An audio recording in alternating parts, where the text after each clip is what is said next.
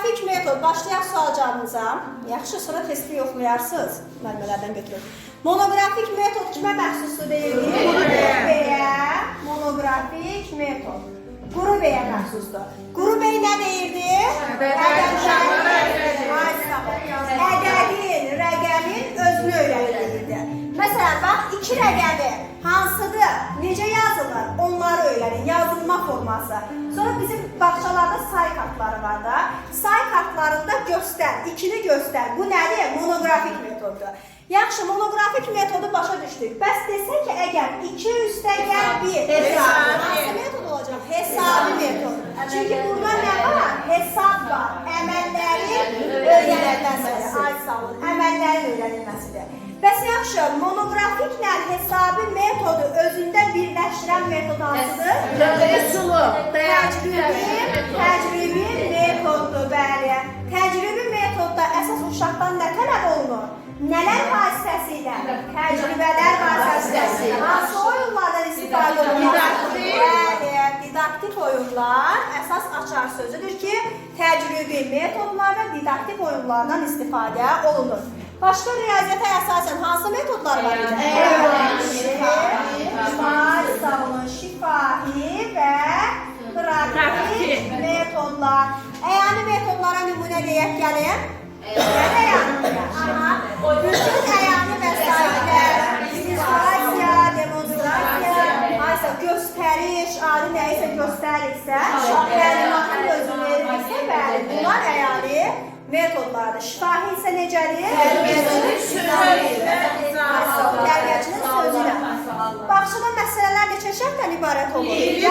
Bir şərtdən ibarət olur, bəli. Bəs yaxşı, məsələnin tərifi necə idi? Ədəbi komponentləri olan mətindir. Çünki dediyimiz kimi, bax məsələn, qabda 3 alma var, birini yedilər, neçə qaldı? 3'dür, 1'dir. Bunlar ədəddir, amma qabda yedilər, bəli, bunlar isə sözlərdir, mətin. Ona görə deyir ki, məsələ ədədi komponentləri olan mətindir. Ay sağ olun. Və bağçada yalnız bağça dövründə bir şərtdən ibarət olmalıdır. Modelləşdirmə. Bax, sual oluna bilər. Nələrə modelləşdirmələr var? Bir də modelləşdirmənin növləri. Hansılardır? Elnara müəllimə. Nələrə modelləşdirmələri var? Zaman, təsəvvürlərdə. Zaman, fəza. Bir də miqdar. Zamana nümunələr deyək. Hissələri, bunlar zamandadır. Bəs fəzada nə idi? Bunlardır. Miqdarda isə bunlardır. Bəli, sual-cavabda iştirak edir. Sonra, deməli, bəs indi bu nələrə modelləşdirmələr var? Bir də var ki, modelləşdirmənin növləri. Əşyavi, sistematik, qrafik. Bunu ən asan yolla necə öyrənmişdik? Əşyavi nədir? Müəssəsə daxildir. Əşyavi, sistematik növlər hazır şəkildə gələnlərdir. Qrafik isə təşkilçi birlikdə hazırladığı modellərdir. Ay sağ olun. Sonra deməli, zaman qavraması hissəsinə gəlin baxaq. Zaman qavraması neçə mərhələyə bölünürdü? 4 mərhələ. 0-2, 2-4, 4-6, 6 yaşdan yuxarı. 0-2 yaşda nə idi? Fatma müəllimə zaman qavraması var mı? Onlar bir-birlərdə yuxu, yəni, məsələn, 1-1-2 saat 1-də mən yemək yeməliyəm və yaxud da saat 12-də özündən asılı olmadan həmin vaxta düşür hər gün, eyni vaxta. Onlar üçün zaman yoxdur. Bəs 0-2-4 yaşı hadisələrinə görə zamanı qavrayır. Aysa, ümumiyyətcə, məktəbə qədər dövrdə bugün, sabah, dünən bu anlayış var. Bəli, yəni uşaqlar bəli, çox səhvliklər edirlər, doğrudur. Amma mən qayıtsadır deyirəm.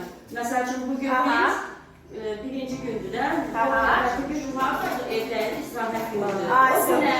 Onu öyrətmək bəli. Öyrətmək var, təbii ki, mütləq şəkildə. İndi müəllimə öyrətməlidir. Amma 6 yaşa kimi uşaqlar istər-istəməz qarışdırırlar. Qarışdırmayan da olacaq. Amma yenə də deyirəm, nəyi ölçəcək? Faizlə ölçəcək ki, qarışdırırlar. Məsələn, dünənə bugün deyirlər. Məsələn, deyirlər ki, dünən mən bibimgilə gedəcəm. Bax, belə deyirlər. Yəni, cümləni düzgün şəkildə, zamanı düzgün şəkildə cümlədə işlədə bilmirlər. Aha, bəs deməli 2-4 yaşda öz parlaq hadisələrinə görə, məsələn, səhər qalxıb görür bibisi gəlib, o birisi gün səhər qalxana deyil, belə vaxt idi bibim bizə gəlmişdi. 4-6 yaşda isə təbiət hadisələrinə, ay sağ olun. Məsələn, o necə ola bilər təbiət hadisələrinə görə? Aha, ay sağ olun. Axşam necə ay sağ olun. Ondan sonra qışlar, ay, elə də olur, bəli. Və yaxud da qışda qar yağır, yayda havalar isti olur. Yəni, buna uyğun şəkildə zamanı təbiət hadisələrinə görə qavraya bilir. Həlmə müəllimlər, gəlin, buradayıq, dərsdəyik. Aha, sonra deməli, indi gəlin yaş xüsusiyyətlərinə görə. 1-2 yaşda necə oldu, nələr bacarır uşaqlar? 1-2 əşyanı seçə bilir, ay sağ ol. 2-3 yaşda ora-bura bəli. 2-3 yaşda, ay sağ ol. Aha, sonra. Aha, bəli, Allah, ay sağ ol. Bu anlayışları, bəli, bilirlər. 3-4 yaşda nəyə əsasən? Əşya və ay sağ ol. 3 yaşda, bəli, ay sağ ol. Bax, 3-4 yaşda, keçən dəsə demişdik, mükəmməl məsələ qaranlıq qalmışdı. O 3-4 yaşda əşya və özü ailəsi haqqında məlumat verirsə, standartı riyaziyyat olaraq götürək də, yəni belə deyiriz. Nədən gedir söhbət? Riyazi suallardan gedir. Bəli, neçə yaşın var? Bacın neçənci sinifdə oxuyur? Bacının neçə yaşı var? Neçə bacın var? Neçə qardaşın var? Ailədə neçə nəfərsiz? Yəni, sadəcə neçə sualına cavab verən, bəli, bu situasiyaları götürəcəyik. Sonra 4-5 yaşa nələri bilməliyik? Ay, sağ ol, fərqləndirmə anlayışsa, bəli, ay sağ olun. 5-6 yaşda onun dairəsində hesablamadır və əsas açarlıq 5-6 yaşda qruplaşdırma sözüdür. Çünki əşyaları neyləməyi bacarır? Qruplaşdırmağı bacarır. Ay sağ olun, ölçü vahidlərdir. Aha, fərqləndir 5-6 yaşda isə qruplaşdırma, bəli, qruplaşdırma. Sadə riyazi bacarıqlar haralarda? Hər yerdə. Məşğələ keçirəm, heç riyaziyyat məşğələsi deyil. Ətraf aləmlə tanışlıqdır, gəzintiyə aparmışam, soruşa bilərəm. Məsələn, neçə ağacın üzərində neçə meyvə var, neçə ağac var, gül, çiçək, nə olur olsun. Bütün riyazi sualları verə bilərik. Yəni, hər yerdə onu görürük ki, riyaziyyat formalaşır. Səmtləşmə anlayışı necə idi? Səmtləşmə. Özdən səmtləşmə. Əşyanı soruşur, ay sağ ol. Təbii ki, bir əşya var, bir də insanın özü. Soruşur ki, əşya səndən hansı istiqamətdədir? Özündən səmtləşmə, sağ-sol anlayışıdır. Eyni zamanda belə suallara sadə baxmayın. Yəni, bu suallardan da düşür. Məsələn, stolun üzərində məsələn, kitab verirdi ki, haradadır? Stolun üzərindədir, aşağısında, yuxarısında, sağında, solunda, ay sağ ol. Səndən hansı istiqamətdə yerləşir? Sənə əsasən hansı istiqamətdə yerləşir? Bunlar səmtləşmə anlayışına aiddir. Hərəkətlərin sözlü izahla ifadə olunması. Necə?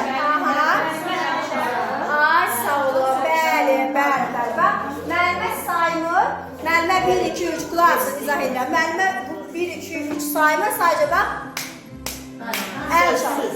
İndi uşaqlar deyir, neçə dəfə əl çalır? 3 dəfə. Və yaxud da bax qapını. Neçə dəfə? Deyir 3 dəfə. Aydın oldu. Yəni 1, 2, 3 demir. O hərəkət göstərir. Uşaq isə sözlü izahla onu neyini ifadə edir. Ay sağ olun. Keçirik əvvəlki mövzularımıza. Bədii təfəkkür, dramlaşdırılma ilə teatrlaşdırmanın fərqi nədir? Ay sağ olun. Dramlaşdırılma əşyasız səsləndirilməli, teatrlaşdırma əşyalı səsləndirilməli. Sonra uşaqlar qarşısında bədii əsər oxuyursunuz. Nəyə diqqət etməliyik? Görək uşağın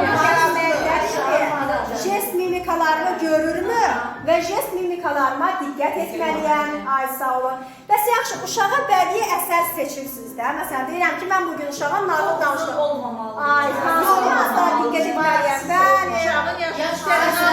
Olmalıdır. Ay sağ olun.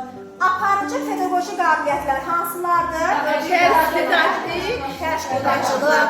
Yəni, heç olmasa hər müəllimənin didaktik və təşkilatçılıq bacarığı mütləq şəkildə olmalıdır. Təbii ki, bütün bacarıqlar olmalıdır, amma təşkilatçılıq və didaktik qabiliyyəti olmayan müəllim, yəni olmaz.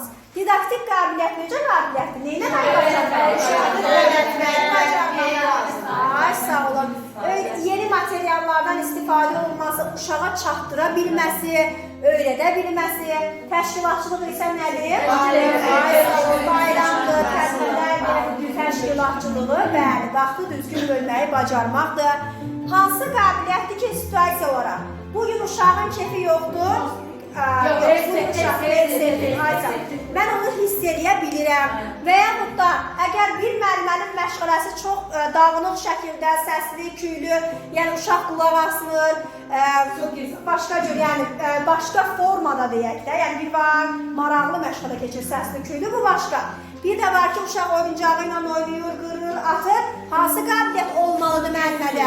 Nə qədər mehriban olsan da, nə qədər bilərüzlü olsaq da, bir o qədər nəyi bacarmalıyıq? Uşağı ələ yetməyi bacarmalıyıq. Beyninə yeritməyi bacarmalıyıq. Suggestiv eyni zamanda hansı qabiliyyətdir? Təqdim edici qabiliyyətdir. Əməkdaşlıq bacarığı varsa hansı qabiliyyətdir? Təqdim qabiliyyətdir. Bəli. Hansı qabiliyyətdir ki, dərzi kimi savadlı olmalıdır? Həkim kimi. Beyni idraki qabiliyyətdir. Hansı qabiliyyətdir ki, sözün mənası idrak deməkdir? Gnostik qabiliyyət. Gnosis sözünün mənası idrak deməkdir. Bəs hansı qabiliyyətdir ki, müəllimə hər vəziyyətdən çıxış yolu tapa bilir? Konstruktiv qabiliyyətdir, bəli. Çünki həm yaradıcılığı bacarır, həm hər vəziyyətdən çıxış yolu tapmağı da bacarır.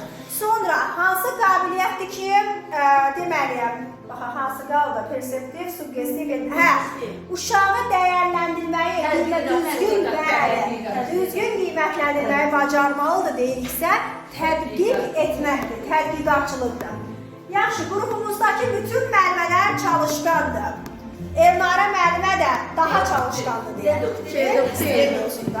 Nədir bu? Deduktiv anlayışdır, bəli. Elnara müəllimə çalışqandır, qrupumuzun bütün müəllimələri. İnduktiv anlayışıdır. Sən gülürsən, mən də gülürəm. Asiyadır, bəli. Mənim anam həkimdir, bütün anlayışdır. Hətta narxı ümləşdirməyə belə bir nümunə də gətirmişdik. Balaca şüşə, böyük şüşə. Eyni həkimdə soruşanda və yaxud da 50 qəpik, 50 qəpik, 5 dənə 20 qəpik. Soruşanda hansı çoxdur? 5 dənə 20 qəpik daha çoxdur, məntiqsiz düşünür. Yaşlı, balaca boy kişi deyir ki, daha balacadır, hündür boylu cavan oğlandan. Ay sağ olun. Sonra deməli, ətraf aləmlə tanışlıq. Ətraf aləmlə tanışlıqda ilk inkişafı metodları var idi. Hansılar idi onlar?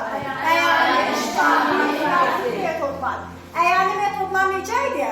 Bütün əyani demonstrasiya. İllüstrasiya ilə demonstrasiyanın fərqi nədir? İllüstrasiya şəkilli, demonstrasiya video şəklində göstərilməsi, qısa video çarxların çəkilməsidir. Şifahi metod nədir? Tərbiyəçinin sözlüdür. Ay sağ olun. Bəli, praktik isə öyrənməyini nə deməkdir? Tədqiq etməkdir. 1-2 yaşdan danışın, İradə müəllimə. 1-2 yaşlı uşaqlarda nə formalaşır? Ətraf aləmlə tanışlıqda. Ən sadə anlayış var. Aha, nələr? Uşağa nə deyirik? Nə axtarırsınız? Keçməmişik? Hə. Rəzikal, ağızda aparmayın, xəstələnərsiz, ev heyvanlarının səsləri də tanımağı öyrənirik, adlandırmağı öyrənirik. Ümumiyyətcə adlandırma anlayışında səslərindən tanı, bəli. Bəs böyük qrupdan məktəbə hazırlığın gəlin fərqini deyək. Böyük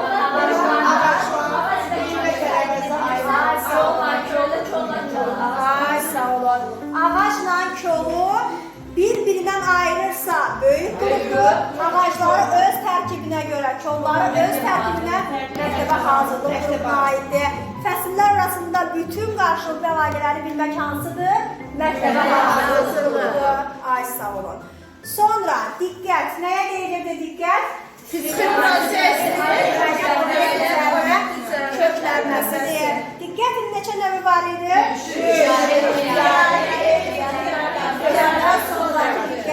Bağçada olan hər şey gelib evdə danışırsınızmı? Danışmırsınız. Ən maraqlı bir nüansı danışırsınızmı? Danışırsınız. Hansıdır? Diqqətli. Məşğələ keçərkən birdən göy yurulur. Hansısa özün asılı olmadan qeyd ixtiyaridir. Bu gün saat 11'də kursda olmalıdır. Eyni zamanda diqqətin hansı funksiyasıdır? Seçmək funksiyasıdır. Dominantlıq kimə məxsusdur? İnduksiya sistemi kimə məxsusdur?